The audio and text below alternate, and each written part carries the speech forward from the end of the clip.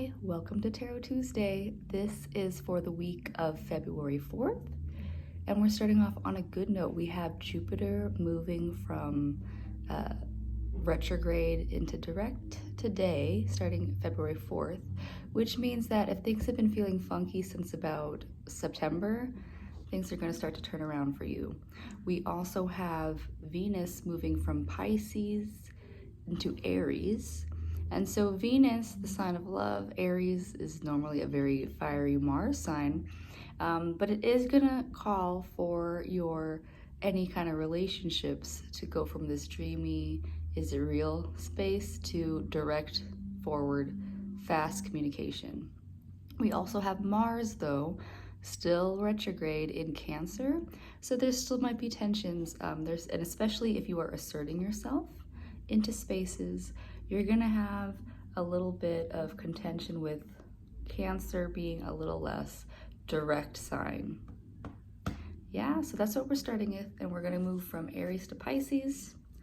How is this week going? I'm still using this deck that I got from Patrick a few weeks ago just because I've been traveling and this was what was in the bag when I got here today. All right, so Aries to Pisces. What's going on? Okay, one more shuffle.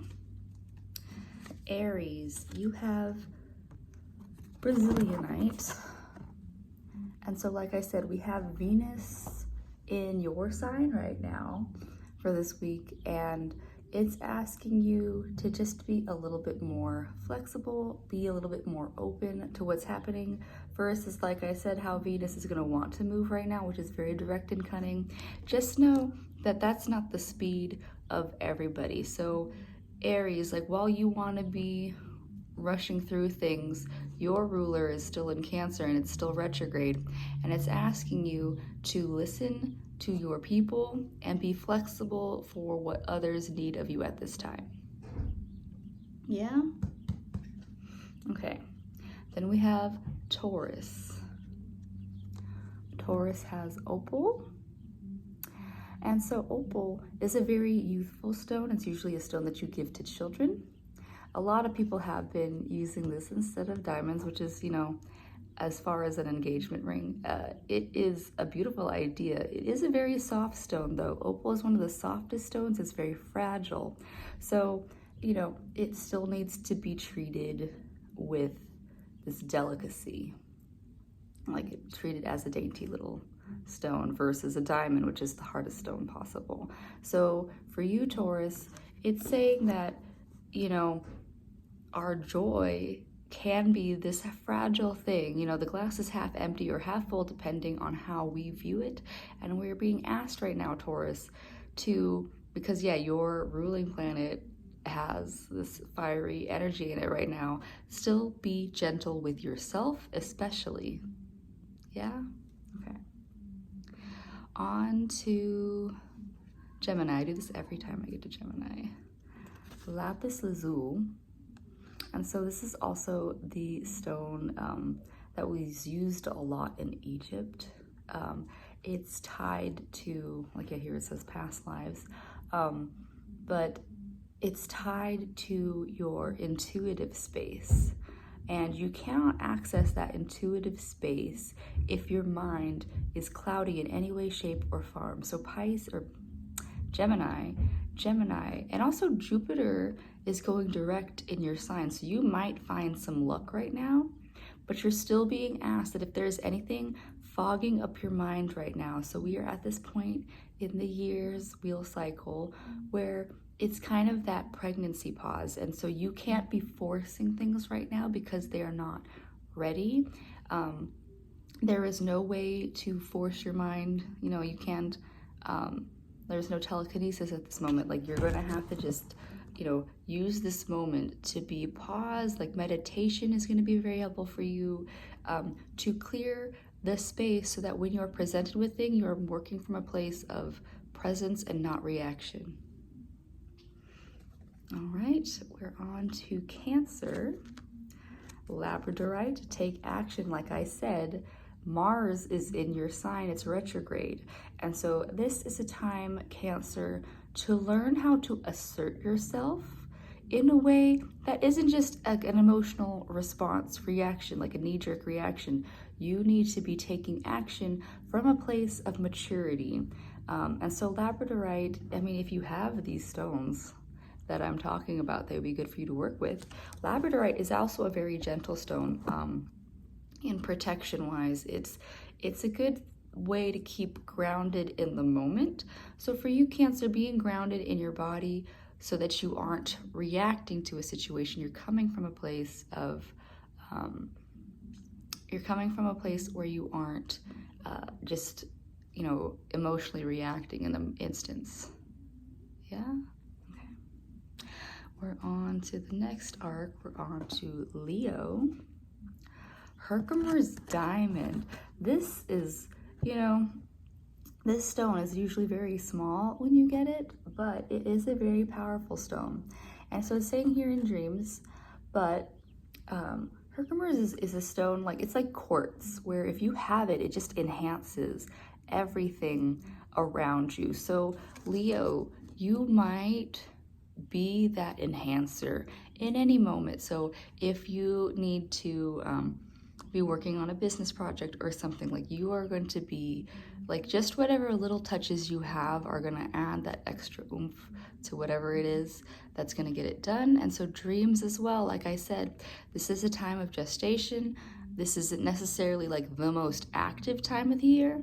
And so really, Leo, if you can get to your sleep and actually dream, and everybody dreams, just some people have a harder time remembering their dreams.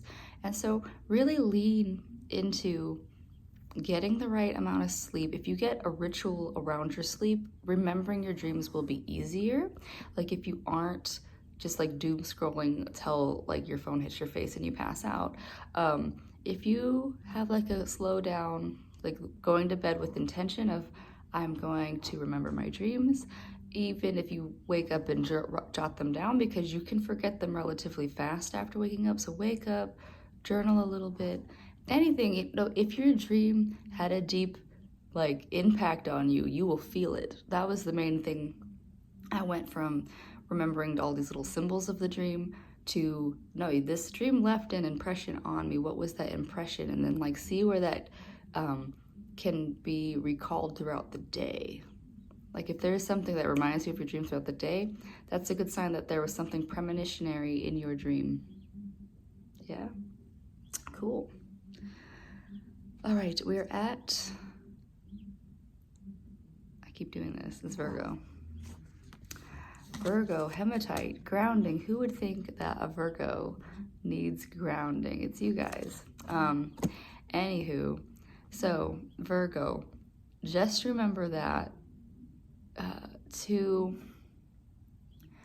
be grounded means to not project outcomes before you get to a situation. It means not overthinking is an easier way to put that.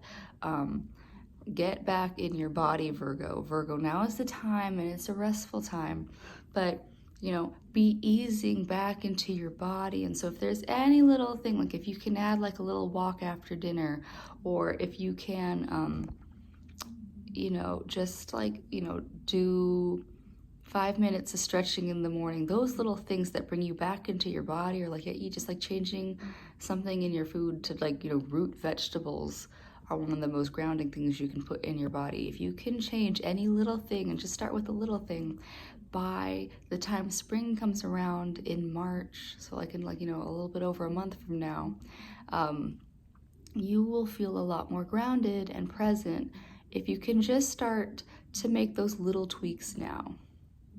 Yeah? Okay. Libra, here we are.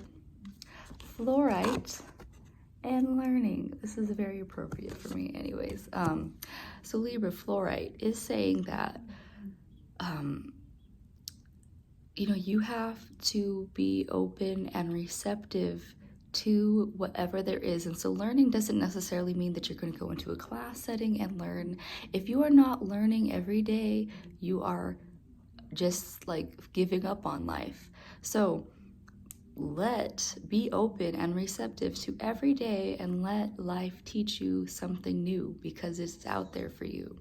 And you know, like if you feel imbalanced in yourself in any way, like you know that you can use more sleep, you know that you can move your body a little bit more, you know that you can be working that mind more versus doom scrolling.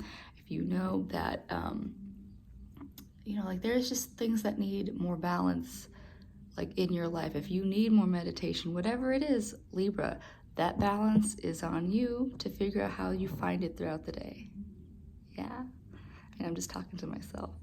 We're on to Scorpio.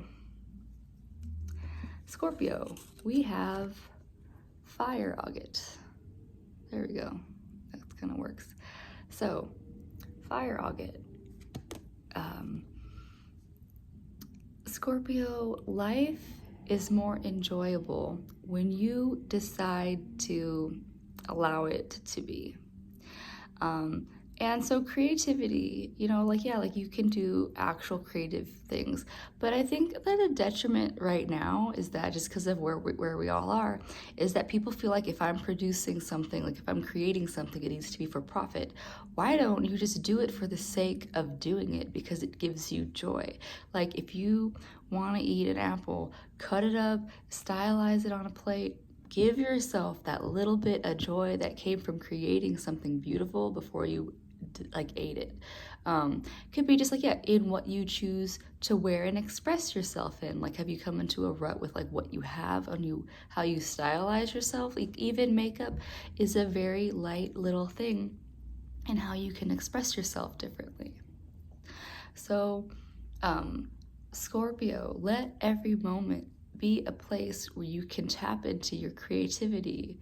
It's the opposite of your sister sign, which was about joy. Yours is creativity. Yours is making sure that every moment is a place for you to create your most abundant life. And then, yeah, maybe these little joys can lead to something that is your money. But at the moment, it should be there just to inspire that fun and that play in you. So be more playful, Scorpio. All right, we are on Sagittarius. We're on the last third of the zodiac, and you have fairy stone. Look at that. Oh, fertility. And again, I think it kind of comes right off of what I just told to Scorpio. Like the holiday that we technically just had in this like halfway point between the equinoxes and the solstices, it's called Bridget's Day, and it's about this pregnancy pause. I've said this to a few signs already, but it's about this pregnancy pause. And so fertility, you know, unless that's what you really want, Sagittarius, like it could be an actual baby, but it could be, you know, do you have an album that you want to put out? Do you have like the idea of like you want a house?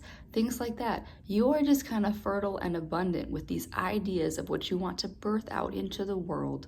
And so yeah, it doesn't have to be a physical human being. It can be a project or a place or just like an idea that you have that you want to birth right now. So you are fertile with these ideas. And with Jupiter, your ruling planet, going direct now, you're gonna find it a lot easier to be able to tap into these spaces and know that, like, yes, that pregnancy pause, it takes, at least for humans, 9 months in that gestation time. I don't think that it needs necessarily to be 9 months, because what we're usually talking about at this time of the year is that you won't see things until the equinox at least. So things might come around for you around March like 20th. But it could be, you know, if it's a project that's going to take longer, could be summertime, could be fucking fall, could be a year from now, whatever it is. Just know that, you know, every journey starts with one small step, and that's where you're coming from. Yeah? Cool. All right, we are on to Capricorn. Ruby Shine. So Capricorn, oh, he's sleeping on my lap. It's so cute. Anyways, so Capricorn, Ruby, what you're gonna want to do is, you know, we're in your post shadow.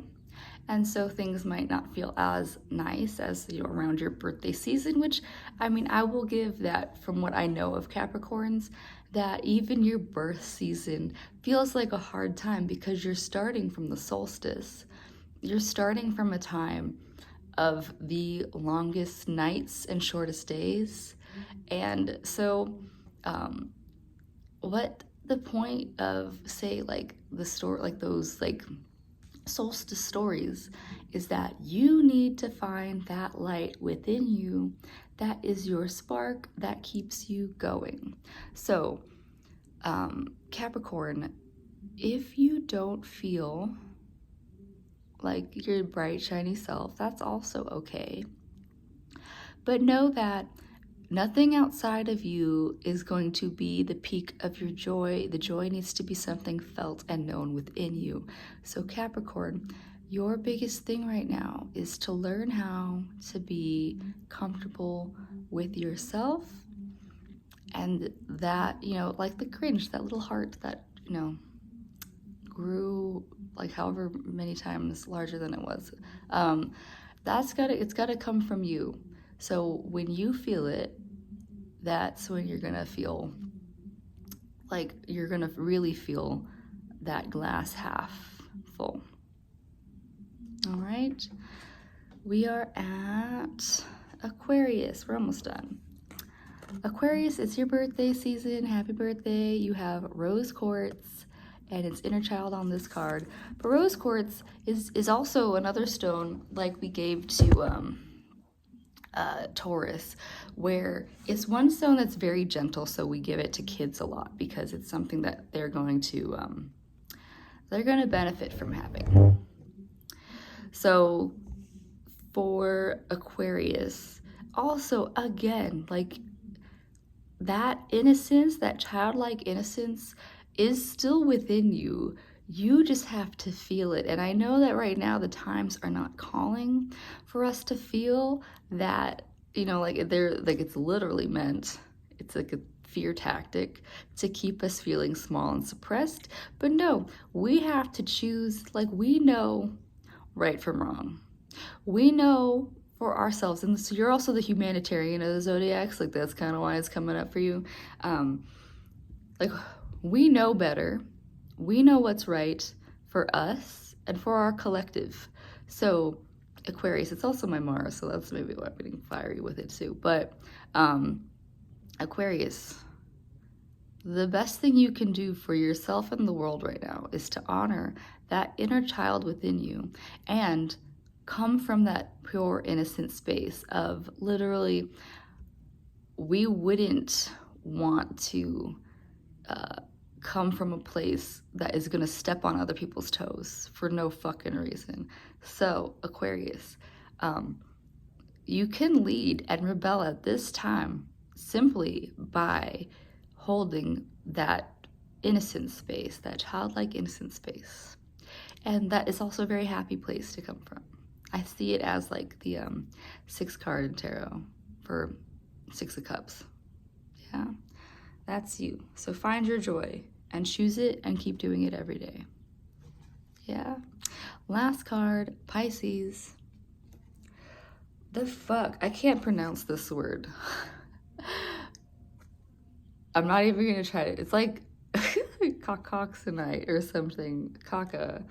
Anyways, it's new beginnings, Pisces. So you are in your pre-shadow for your season. We're coming to the end of the zodiac. New beginnings is literally what this is all about. And so Pisces, right now, you either feel like the cocoon waiting to be a butterfly, which is like literally that caterpillar dying off in this little goo ball, or you are also just that old man dying off into the new cycle. And so Pisces, know that, you know, we all go through little endings and beginnings all the time. It doesn't necessarily have to be like a true physical death all the time. It could be more of a, this guy's made my foot die, so I'm just gonna pick him up. Hi, my love. Oh my God, I'm gonna let my foot go. Hi. He's also a Pisces. Anyways, So, oh, what are we mad at? There's a guy walking. Rude.